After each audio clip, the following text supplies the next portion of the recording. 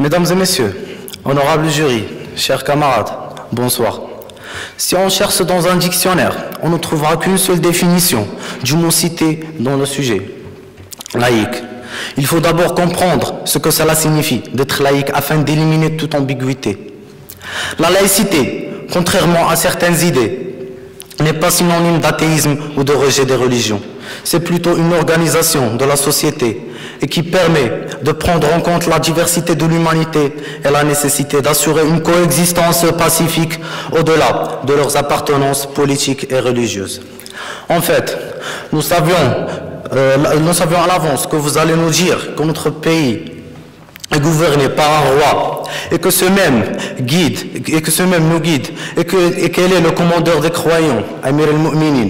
Mais il convient ce soir de rappeler que ces données-là sont dépassées depuis que le roi a décidé de ratifier la constitution marocaine en 2011, car le Maroc est en train de vivre un changement global. Chers représentants, notre pays, le Maroc, est-il un pays laïque ou pas? Mais bien sûr, notre pays se dirige vers une voie 100% laïque. Vous me demanderez certainement où se manifeste la laïcité dans notre pays. Mes camarades vont le citer dans ce débat. Mesdames et messieurs, comment voulez-vous qu'on ne soit pas laïque alors que la Moudouana marocaine elle-même s'améliore vers une égalité entre les hommes et la femme, qui est le premier signe de la laïcité au Maroc? Alors, finalement, c'est ça dont on va vous parler ce soir. Nous le ferons à travers des arguments pour vous prouver que oui, on s'achemine sûrement vers un Maroc entièrement laïque. Merci.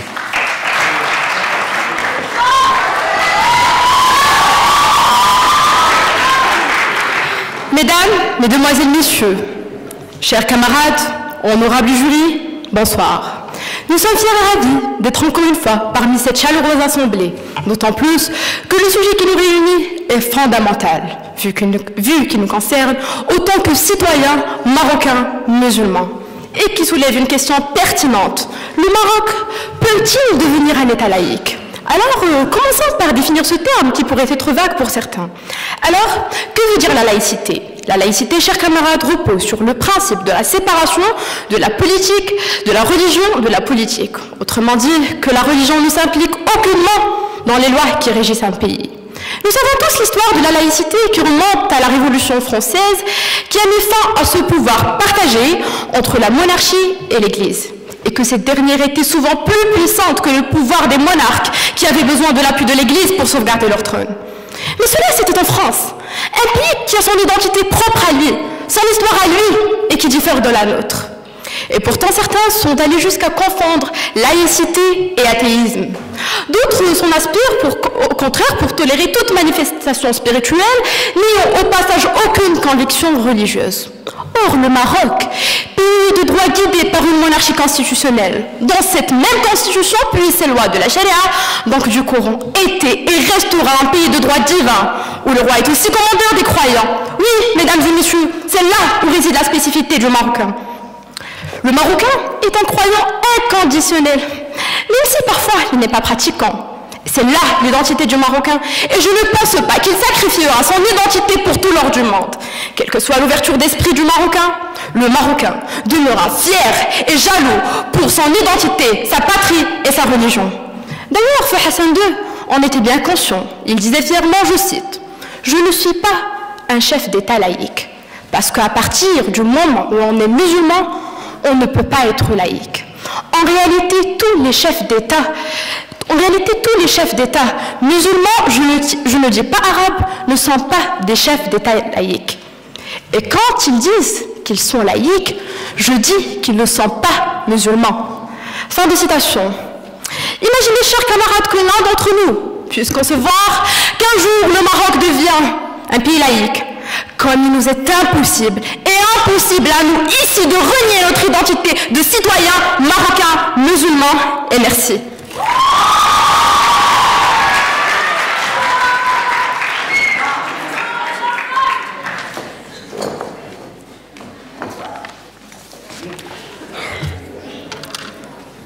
Chère assistance, pour ce que vous avez dit à propos du roi Hassan II, vos informations sont très dépassées. On a le roi Mohammed VI et on attendait vraiment une nouvelle...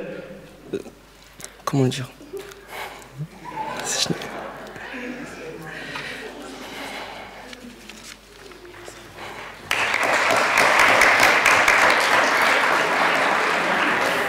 Donc bref, vos informations sont très dépassées. Le roi a donné le pouvoir au chef de gouvernement après le printemps arabe. C'est la première manifestation de la laïcité. Et on suit toujours la France dans sa laïcité parce que déjà la France, comme vous avez dit, a mis en œuvre la séparation de l'Église de l'État. Au Maroc, c'est le Dahir royal qui a pour rôle de réglementer les statuts des imams au Maroc. Un Dahir qui a interdit les activités politiques et syndicales aux imams pendant l'exercice de leur mission. La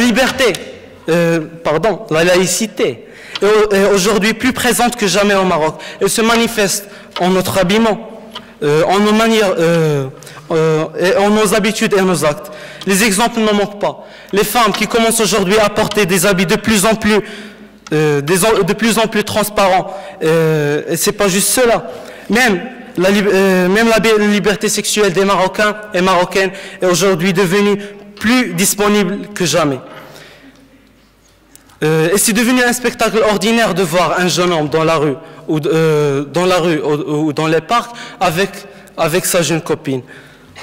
Les rapports de l'agence américaine Reuters sur la consommation de l'alcool au Maroc viennent confirmer que ce que tout le monde connaît, apparemment vous ne le connaissez pas, monsieur. Le résultat est clair. Le Maroc est le premier pays qui produit et qui exporte de l'alcool pour les pays arabes dans le monde. Quelques 37 000 hectares sont réservés pour la production du vignoble, qui est tout à fait dédié pour la production du vin au Maroc. Le Maroc est aussi le 12e pays musulman où l'on consomme le plus d'alcool. D'après une étude publiée en 2013 par l'hebdomadaire britannique The Economist, les Marocains consomment une moyenne annuelle de 1,5 litre d'alcool par habitant, dans un pays où la législation interdit la vente de l'alcool. Et je veux bien vous assurer, mesdames et messieurs, qu'on n'est pas ici pour remettre en cause la laïcité ou bien pour la défendre. Mais on est ici pour vous démontrer avec nos arguments que le Maroc est en cours d'une importante transition, celle du changement vers la laïcité. Certes, c'est un changement lent, mais qui va aboutir à un Maroc totalement laïque, vu qu'on doit suivre le développement du monde. Merci.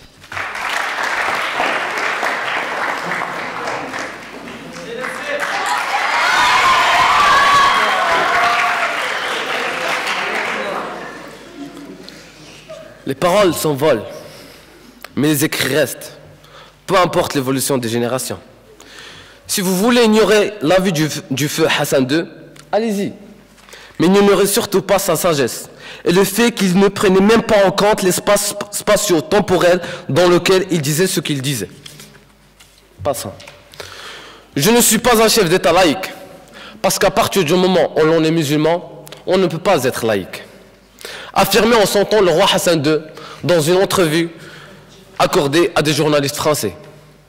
Pour notre interlocuteur du mouvement Anfas, l'ère du roi actuel, Mohamed VI, ne tranche pas sur ce sujet-là avec celle de son prédécesseur. Je cite, « Des dispositions claires dans le pénal ou le code du statut personnel interdisent clairement l'apostasie ou obligent les citoyens d'appartenance musulmane à jeûner pendant le mois du Ramadan sous peine de prison. » En effet, cette année, 5 individus ont été condamnés à l'emprisonnement ferme, à 6 mois d'emprisonnement ferme, pour avoir consommé de l'alcool durant le mois sacré. C'est la peine maximale prévue par la loi. Pour une jeune militante du mouvement du 20 février que nous avons interrogée, répondant au pseudonyme de Shams el-Maghreb, Soleil du Maroc, je cite, « Le Maroc n'est pas un pays laïque. On peut être athée ou pratiquer une autre religion, mais en cachette. D'ailleurs, il existe des lois qui peuvent vous ramener directement à la case prison. Si vous transgressez certaines règles religieuses, comme l'homosexualité, l'alcool et le sexe en dehors du mariage. Tout cela relève du code pénal. Autant présenter ces deux exemples qui nous ont tous marqués. Le premier est celui de l'interdiction de la vente d'alcool au numéro 1 du distributeur Marjan. Les points de vente de débit d'alcool du royaume se suspendent durant le mois du Ramadan pour reprendre leur activité quelques jours après la fête. Sauf que pour les hypermarchés Marjan, dont les rayons alcool sont les plus fréquentés, ça n'a pas été le cas. Eh oui, mesdames et messieurs, Marjan ne vend plus d'alcool. Pas la peine d'y aller. Est-ce une preuve de l'attachement de notre État à l'islam? La question ne se pose même pas.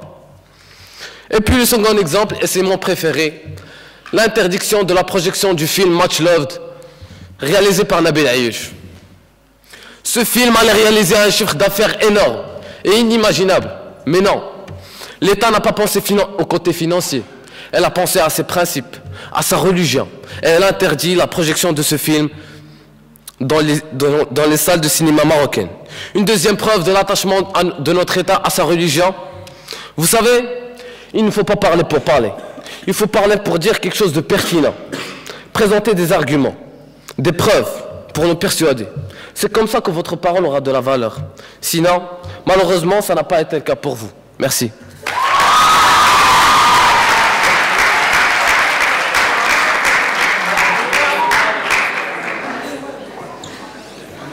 Bonsoir. Alors d'accord, vous voulez des arguments pertinents, d'accord. Et vous n'arrêtez pas de citer Hassan II, mais non. Voulez-vous ou non, vos arguments sont dépassés. Aujourd'hui, le Maroc a renouvelé sa constitution, sa nature du régime. Avant, le Maroc était une monarchie constitutionnelle, démocratique et sociale. Contrairement maintenant, le Maroc est une monarchie constitutionnelle, démocratique, parlementaire et sociale. L'identité, avant le royaume du Maroc, était un État musulman souverain, dont la langue officielle est l'arabe, constitue d'une partie du Grand Maghreb arabe, mais actuellement, il y a une identité pluraliste forgée par la convergence de ses composantes arabo-islamiques, Amazigh et Saharo-Hassani. C'est nourrir et enrichi de ses affluents africains, andalous, abraïques et méditerranéennes. L'arabe et l'amazigh sont les deux langues officielles de l'État. Et n'oublions pas l'égalité hommes et femmes. Avant, l'homme et la femme jouissent de droits politiques égaux. Maintenant, l'homme et la femme jouissent à l'égalité des droits et libertés, à caractère civil, politique, économique, social, culturel et environnemental, qui découlent de la Constitution et des traités.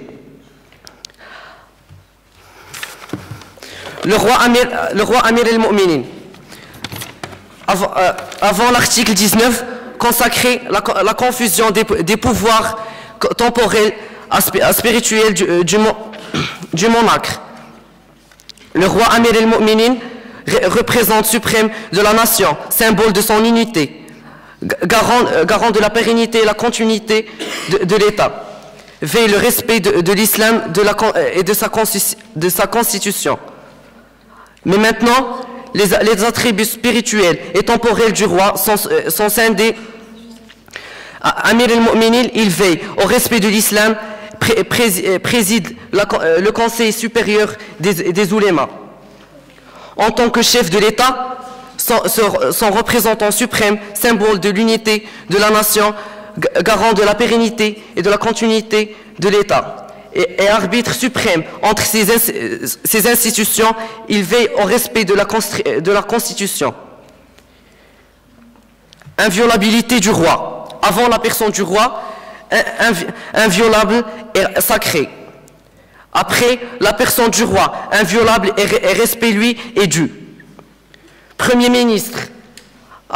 Avant, le roi nomme le premier ministre. Après, le roi nomme le chef de gouvernement au sein de partis politiques arrivés en tête des élections des membres de la Chambre des représentants et en vue de leurs résultats. Le Parlement. La loi est votée par le Parlement. Le Parlement exerce le pouvoir législatif. Il vote les lois, contrôle l'action du gouvernement et évalue les politiques publiques. Espérant que tout ce que je viens de vous citer, chers camarades, je crois que c'est largement suffisant pour vous prouver que le Maroc s'achemine vers la laïcité, lentement ou pas, mais sûrement vers un Maroc laïque. Merci.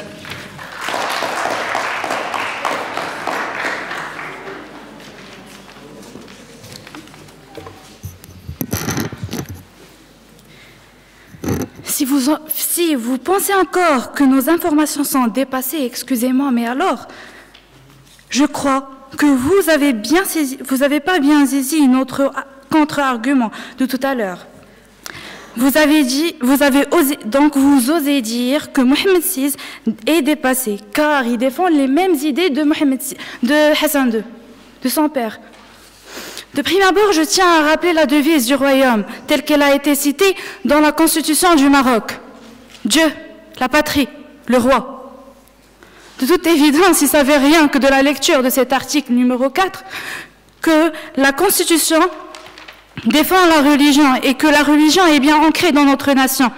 Je citerai également dans le même ordre d'idées l'article 1 qui stipule, je cite, « La nation s'appuie dans sa vie collective sur des constantes fédératrices, en l'occurrence la religion musulmane modérée. » Article 3, « L'islam est la religion de l'État qui garantit à tous le libre exercice des cultes. » L'article 41, « Le roi Amir al-Mouminin veille au respect de l'islam, il est le garant du libre exercice... » Il est le garant, pardon, bon, je me suis trompée un petit peu, bon voilà. L'islam, il est le Pardon. L'article 41, le roi Amir al-Mouminin veille au respect de l'islam, il est le garant du libre exercice des cultes. Le roi incarne l'autorité religieuse suprême, une autorité qui se traduit par l'existence du titre Amir al-Mouminin, commandeur des croyants. L'article 42, le roi chef de l'État, représentant suprême et symbole de l'unité de la nation. Ces deux articles 41 et 42 montrent clairement le rôle prépondérant du roi, le rôle religieux et rôle politique. Après cette brève introduction qui nous montre les fondements de notre nation et qui nous rappelle que la Constitution marocaine ne sépare pas les champs politiques et religieux, mais bien au contraire. Le texte renforce davantage le rôle de la religion, puisque notre Constitution puise ses lois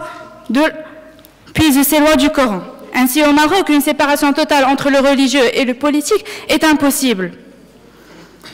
L'exercice du pouvoir émane du peuple, et le peuple a besoin que la politique respecte ses valeurs qui sont forgées par son histoire, sa culture et ses croyances.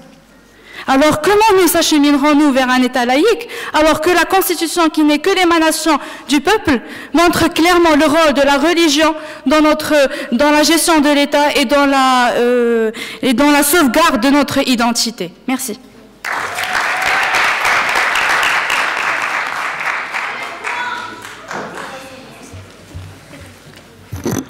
Les mêmes idées, vous voulez rire?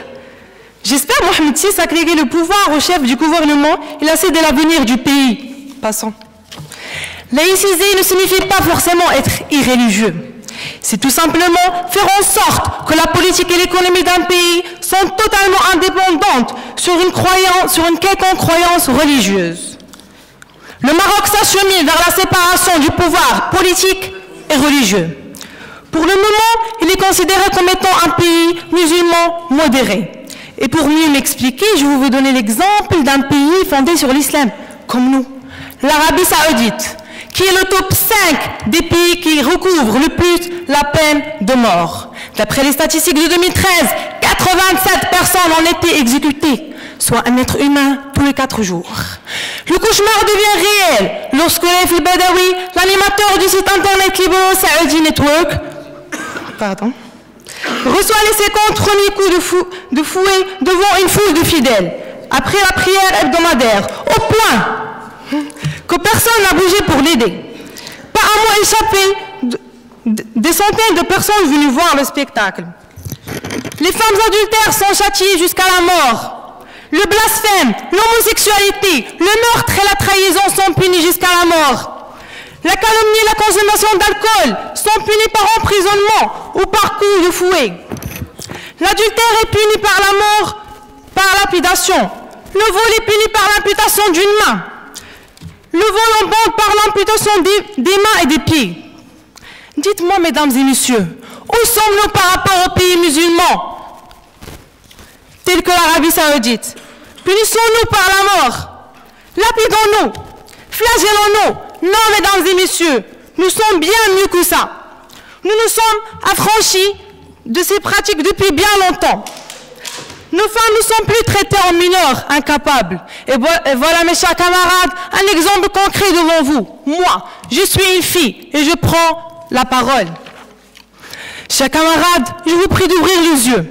Nous avons atteint un degré de maturité qu'on ne rapproche plus des pays laïques que des pays musulmans, tels que l'Arabie Saoudite. Merci.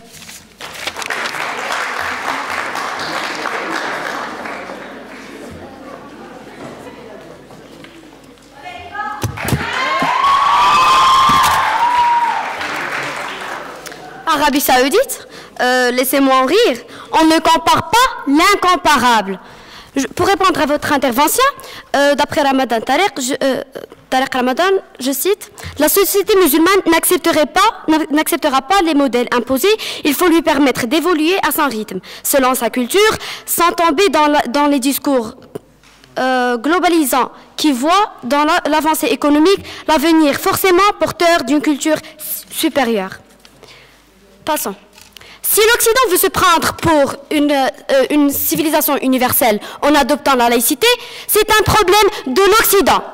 Et nous ne sommes pas obligés de le croire quand il dit que la démocratie laïque est notre avenir. Il faudrait préciser que la laïcité est neutraliste, indifférente et intolérante, qui a pour but l'éradication de toute religion par tous les moyens, y compris le sacrilège, le blasphème et la profanation. Ainsi, la laïcité est un principe pervers qui a pour objectif la séparation de l'État et la religion et où le blasphème n'est pas puni par la loi. Alors, pourquoi vous, musulmans, vous vous laissiez cette branche sur laquelle vous êtes assis? C'est fou, vous n'aurez même pas la possibilité de vous définir par rapport à votre identité. Chers camarades, détrompez-vous, la laïcité est une erreur, car on ne fera pas la société autrement que Dieu l'a faite. Et vous savez que l'islam et la laïcité sont incompatibles, car l'islam est une religion qui s'occupe des problèmes juridiques, politiques et spirituels. Alors se pose la question, du point de vue du Coran et des hadiths, c'est important pour nous. Eh bien, précisément, c'est le chêne de l'identité arabo-musulmane du Maroc. Disons les choses autrement. Il ne doit pas et ne peut pas être question de séparation entre loi et religion, entre État et religion. Autrement, nous irons vers l'abîme. Car une fois le doigt mis dans l'engrenage, il est difficile de s'en dégager. Je voudrais vous poser la question suivante. Comment imaginez-vous l'identité de vos enfants? Des citoyens avec une identité intégrant la religion et donc complète, ou des pseudo-citoyens sans foi et donc déracinés, puisque vous les avez démunis de leurs racines. Merci.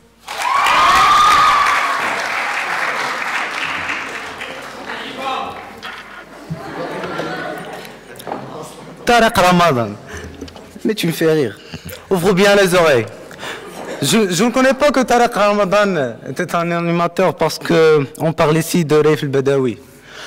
En plus, il y a une grande répétition des arguments. Je crois que les PC derrière vous ont un réseau Wi-Fi. Donc, s'il vous plaît, donnez des autres arguments pour pouvoir enrichir vos textes. Je passe. Les femmes qui constituent la moitié de la population marocaine ne participent pas au développement. Cette affirmation contenue dans un rapport du Conseil national des droits de l'homme, CNTH, publié le 20 octobre, s'est voulue provocatrice à l'égard de la coalition gouvernemental dirigé par les islamistes du Parti de la justice et du développement. Ce rapport sur l'égalité de la partie au Maroc propose que la légalisation en matière successorale se conforme enfin à la Constitution et aux conventions internationales signées par le Maroc pour l'élimination de toutes les formes de discrimination à l'égard des femmes.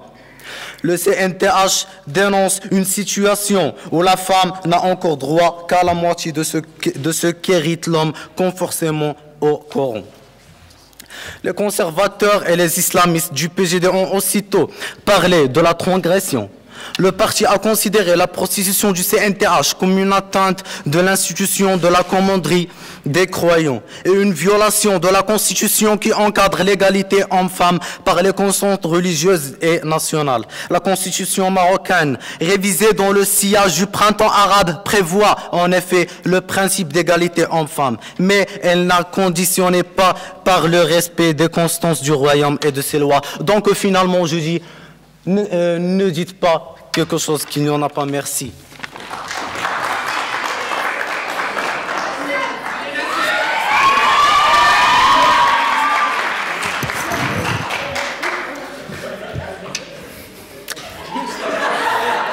Notre wifi marche très bien. Et déjà, Tarek Ramadan, c'est un islamotologue, ou je sais pas quoi. C'est un truc comme ça. Passant. La religion est une identité en elle-même, puisqu'elle constitue pour nous, du moins, le principal pilier de notre personnalité et notre identité. En effet, nous sommes nés, étions nourris et avons construit ce que nous sommes dans et par les valeurs de l'islam. S'il est vrai qu'une partie non négligeable de la population ne pratiquait que rarement ou pas du tout, cela n'empêche que tous les Marocains sont attachés inconditionnellement et fièrement à leur identité. Je vous défie de prétendre vouloir changer votre identité. Surtout, n'essayez pas de nous avancer le prétexte que la laïcité ne signifie pas l'athéisme et qu'on peut être laïque tout en restant musulman. Ce serait une mascarade peu crédible et hypocrite, et vous le savez. Chère audience, chers camarades, le premier article de la Constitution définit l'islam comme religion officielle. La langue arabe, langue du Coran, langue officielle de la religion, et cela le restera ainsi. Après, pas la peine d'en faire une polémique ou un sujet en soi. Car l'âge d'or des Arabes et l'apogée de leur civilisation furent atteints sous et par cette religion qui les a tirés de l'obscurantisme. Si seulement on applique ces principes, ce serait bénéfique et salvateur pour le présent et le futur de notre communauté. Par ailleurs, il faut savoir que la notion de laïcité fut quasi absente dans notre communauté jusqu'à ces derniers temps, où certaines pensées et idéologies intrusent à nos identités de musulmans furent calquées et singées par quelques esprits de prétendus révolutionnaires et extrémistes, qui rêvaient, pour ne pas dire fantasmer, en voulant dénuder le pays de sa religion et de son identité. Or, il faut savoir que si certains pouvoirs religieux, en Europe par exemple, qui se sont transformés en idéologie politique oppressive, répressive des peuples au point de les asservir, ce qui a engendré la quête de la séparation de la religion de la politique, notre religion à nous a toujours sauvegardé ses valeurs humaines pour la paix et le bien-être de l'homme. Alors, comment pourrions-nous chercher un changement qui ne peut que causer notre déroute ou notre perte? Merci.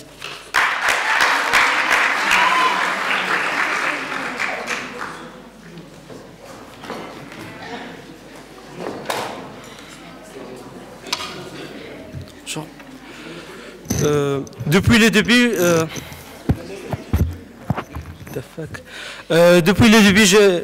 j'ai entendu juste deux arguments qui parlent du sujet, ou qui roulent autour du sujet. Les autres arguments, soi-disant arguments, sont hors sujet, tout à fait hors sujet. Les deux arguments qu'on a contrés, vous n'avez pas à les redire encore une fois. Je passe. On va parler de l'homosexualité.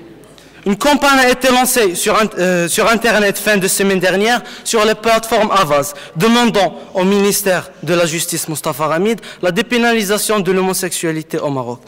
Cette pétition a été initiée par un groupe d'homosexuels marocains affiliés au groupe Aqaliyat pour la lutte contre la criminalisation des minorités sexuelles et religieuses. Ils dénoncent les dispositifs qui criminalisent l'homosexualité car ils vont à l'encontre de la liberté individuelle. Retournons un peu en arrière en 2004. En 2004, s'est créée l'association Kif Kif, une association marocaine pour les droits homosexuels, qui a été fondée par des jeunes homosexuels masculins. Parlons des derniers événements qui sont passés au Maroc. Durant le Moussem de Sidi Ali Ben Hamdouche à Meknès, un mariage a été célébré. On souhaite une bonne continuation au couple. Le mari était en djellaba blanche, il souriait aux convives, et son mari était en caftan. Oui, vous m'avez bien entendu, son mari. Il s'agit bien d'un mariage homosexuel au Maroc, plus précisément à Meknès. Maintenant, le nombre des opposants des mariages homosexuels a beaucoup bien diminué par rapport aux années précédentes. Et ceux qui n'en appellent pas à l'homosexualité ou au mariage homosexuel ne sont plus contre et le traitent comme étant normal dans la société. Vous nous direz sûrement que les Marocains sont un peu hostiles à l'homosexualité, comme les deux incidents à Casablanca et à Fès, quand deux homosexuels ont été tabassés. Mais je viens pour vous dire que ces gens qui ont maltraité ces homosexuels ont été bien punis par la loi. Merci.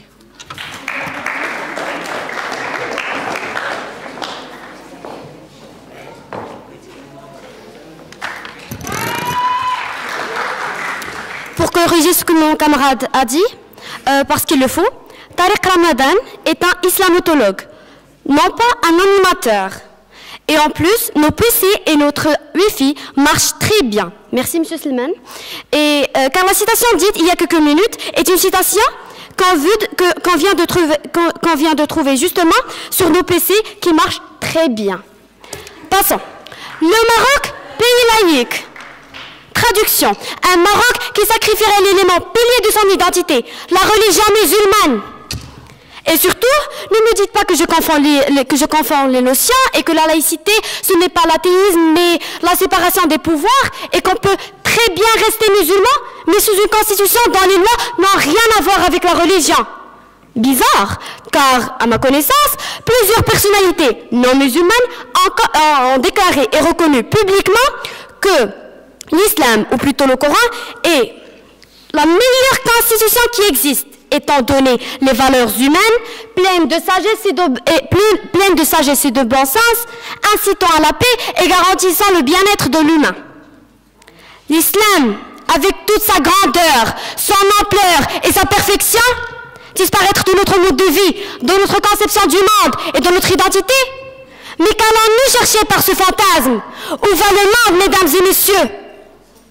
Le Maroc ne doit pas être en aucun cas un pays laïque, car ni culturellement, ni juridiquement, ni politiquement, ni psychologiquement, ni constitutionnellement, cette perspective est complètement impossible et relève du délire. Chère audience, plus que 98% de la population marocaine, et oui, 98% de la population marocaine est musulmane. Les nouvelles générations seront musulmanes, les anciennes l'étaient, et cela ne changera jamais, car nous n'accepterons jamais le déracinement. Notre religion est vitale pour la survie de notre identité. Et nous nous attachons fermement à cette identité qui fait de nous un peuple uni, fort, solidaire, respectueux, respectable, admiré et admirable. Merci.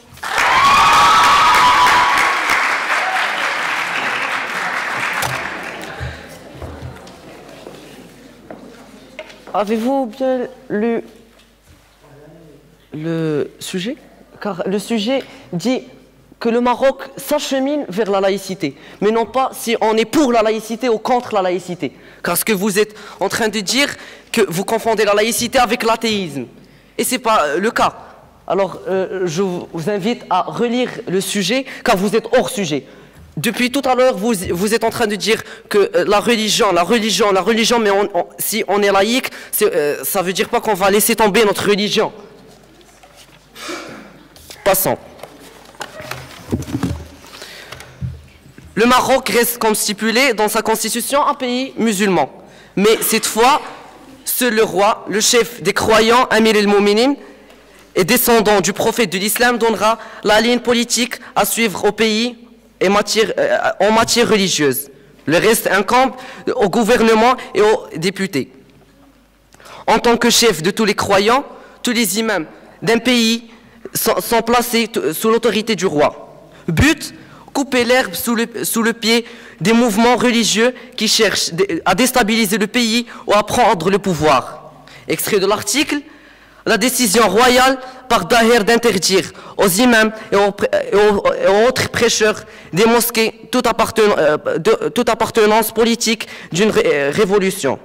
Au même titre que le corps armé des magistrats, le corps des pêcheurs doit s'atteindre à la neutralité.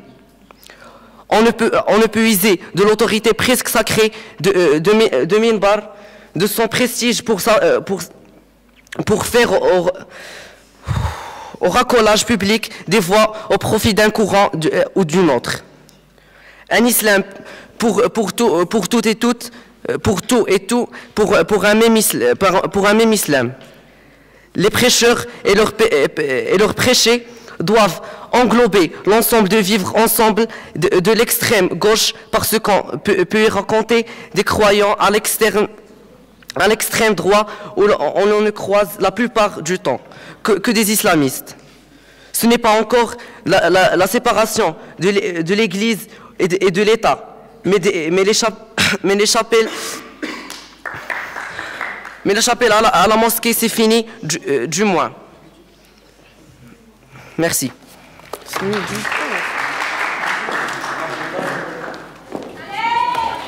Chers opposants, pensant que nous sommes au sujet, cela veut dire une seule chose, que vous n'avez pas bien compris le sujet, que vous n'avez pas bien saisi le sujet.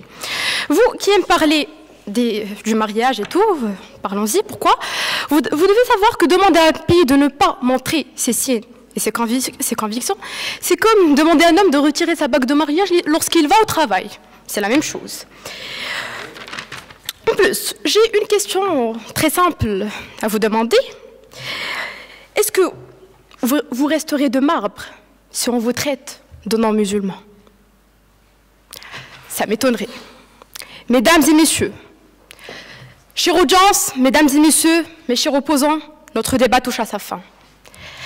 Le Maroc, nous vous avons démontré à travers des arguments logiques que le Maroc n'a pas besoin de laïcité. Et ne peut envisager une telle perspective, même si certaines associations peu nombreuses, d'ailleurs, plaident pour ce fantasme. L'islam fait partie de notre identité et règle notre vie, surtout vis-à-vis des lois sociales. Vouloir instaurer la laïcité ne peut que mener le Maroc vers un cataclysme. Chers opposants, soyons logiques et réalistes. Où nous mènerait cette histoire de laïcité?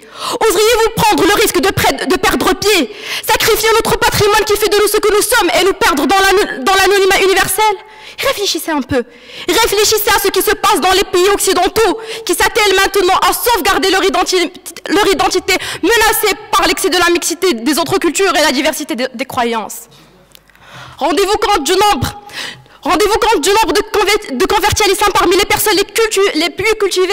Savez-vous pourquoi? Eh bien, tout simplement parce qu'ils sont convaincus qu'ils constituent la meilleure constitution qui a existé et qu'ils prêchent pour le bien-être de l'humanité sans aucune distinction. Chère audience, il est temps de comprendre que l'islam a bercé notre enfance. Il suffit de compter les milliers de gens de tout âge qui emplissent les différentes mosquées lors de la prière du vendredi, voire même les milliers de pèlerins marocains chaque année. N'oublions pas l'histoire de notre pays, l'indépendance, mesdames et messieurs, pays chèrement du sang de nos grands-parents, la lutte pour préserver notre histoire pleine de bravoure et d'épopées. Tant que l'emblème de notre pays est le drapeau rouge frappé en son centre une étoile verte qui symbolise les 5 piliers de l'islam, tant que la devise de notre pays est Merci.